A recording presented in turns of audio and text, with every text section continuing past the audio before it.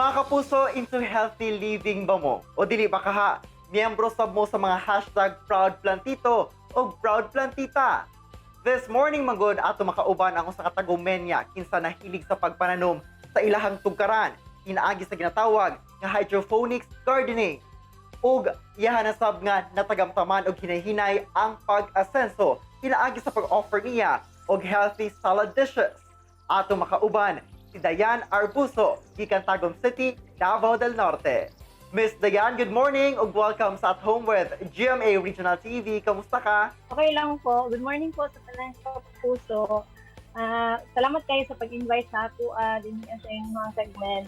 Og unang-una, Miss Dayan, please tell us and share with us about niining unsabay naaani nga pamaagi sa pagpananom sa ginatawag nga hydroponics gardening. Ang hydroponic gardening is form of gardening na dili magamit og soil. So ang ginagamit lang niya is nutrient solution nga tubig. Wow, bago pamaagi dahil sa pagpananom, Miss Dayan, pero nganong kini ba nga pamaagi ang hydroponics gardening ang imuhang napili nga i-practice diha sa imuhang backyard? Naka-decide ko nga magtanom ani kay refer sa ko ang igago pud sa ko ang husband. At first ato medyo sikat lang. So gitry lang nato sa search sa Facebook kung sa ang hydroponic nga gardening. Then dito na nagsugod ang tanan na giganahan kay ko pag ayo sa way nila nga magpatubo ana. Then isa po sa reason nga nung nag-push na ko ang hydroponic kay layo kayo mong balay. Medyo layo gid sa market. Then gusto mo gud nako nga kanang dali na lang ang access sa mga gulay kaysa mag-adto pa og market. Well, sakto yun ka diha, Miss Dayan, Pero kani ba nga pamaagi sa pagpananom, easy lang ba ni? O unsa ba ang mga angay nga mga materyales nga iandam para sa hydroponics gardening? Yes po, applicable po sa tanan. Ako pong 5 years old na anak. Ako po sa ginatudloan sa hydroponics. Then, maski asa ka nga lugar, maski nagpuyo ka og mga hotels, nga na pwede ka makatanom nga na. Maski wala po siya sunlight, pwede po ka makatanom.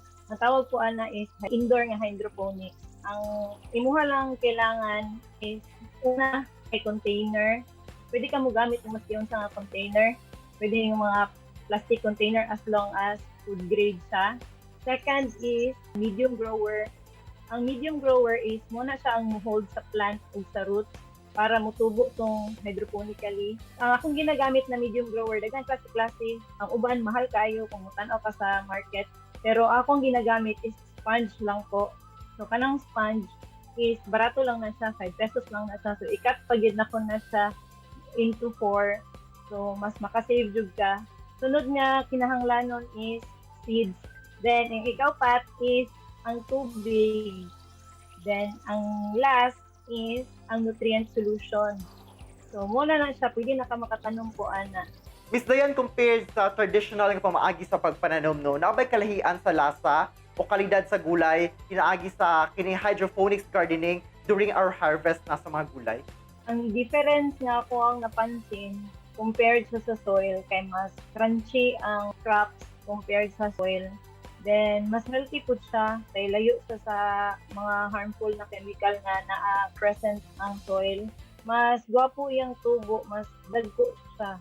Miss Dayan, sa traditional nga pamaagi sa pagpananom, kinahanglan ta og healthy nga yuta, kining fertilized nga yuta aron nga tambok o maayo ang kalidad sa gulay nga atong ma-harvest. Pero dinhi sa hydroponics gardening, unsa ba ang sekreto aron nga sakto o kaning healthy ang pagtubo sa ato ang gulay?